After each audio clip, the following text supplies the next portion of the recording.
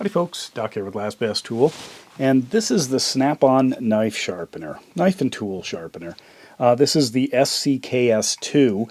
It is actually made, if I open this up, you can see by CRKT, Columbia River Knife and Tool. Solid company, a lot of overseas knives, but a lot of innovation as well. This is made in China, not unusual. This has a kind of a hard plastic handle.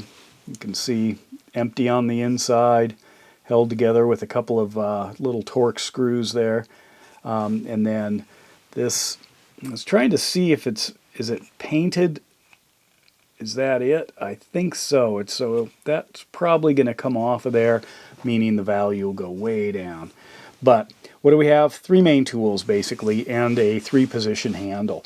The handle, first of all, this is in the 180 position. You push this little button here and it releases a locking mechanism until it gets into this 90-degree position, and then one more push and you can close it and it is locked. It's got kind of a little fingernail groove there to pull that out. So on the tools, we've got a set of carbide blades here. That's for heavier metal removal. We've got a diamond cone, little diamond sharpening rod that tapers. The taper allows you to get into areas such as working with serrations, you know, especially even tiny ones, for when you have to work on serrations. CRKT has appeared on this channel in the past. I have a handful of different CRKT knives. I like their innovative stuff. But you can see that sometimes you got to deal with serrations. If you dole this up, cutting a bunch of wet rope or something, then that's the way you do it. And then it also has this little triangular ceramic rod in here. Very short. You know, most of these run a nice big fat long one on the rod, the ceramic rod, but that still works. For use of this, this sits on the ground. Notice that's close to flush this way. This way it's not.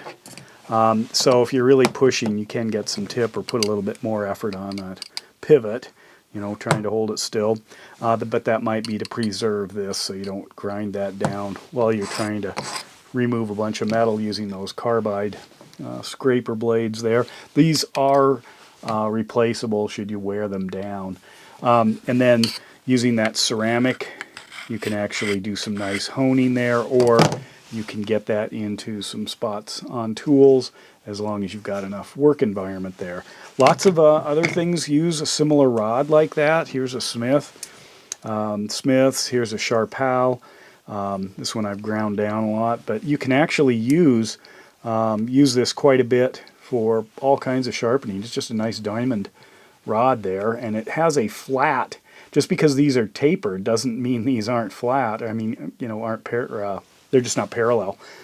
So you can do quite a bit with that. On the other hand, I have snapped these things both. I've broken these mostly at the tip, and I've also snapped them out of these housings. I think that was on a Smith's like this one. A lot of times those are not included on many sharpeners, even some of the best. This is probably one of my favorite sharpeners, and this thing, when I got this, I think it was maybe about $40 or something like that. And it's a Benchmade branded Work Sharp. So Work Sharp sells one that's just yellow, but identical as far as I can tell. Anyway, this thing here was about $39. I thought this thing with all these wonderful features, and you can turn this to different types of texture on the ceramic. A little hard to see the white there. These pop off and you can store stuff inside them. This is a coarse diamond, fine diamond. It's got a little, I did a video on this, dig that up, but it's got a stropping area here. It's got blade guides, a little tiny piece of ceramic up there. Anyway, but I looked it up, and these were like $65 now. It's like a lot of Benchmade stuff. It's just off the chart as far as how expensive it's gotten.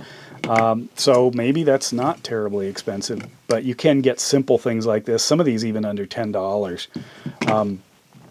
There's another, I think this is Camillus. That's how I've always pronounced it. I've got a Camillus knife here that I'm going to do a video on. This thing is just a beast, just wonderful and affordable.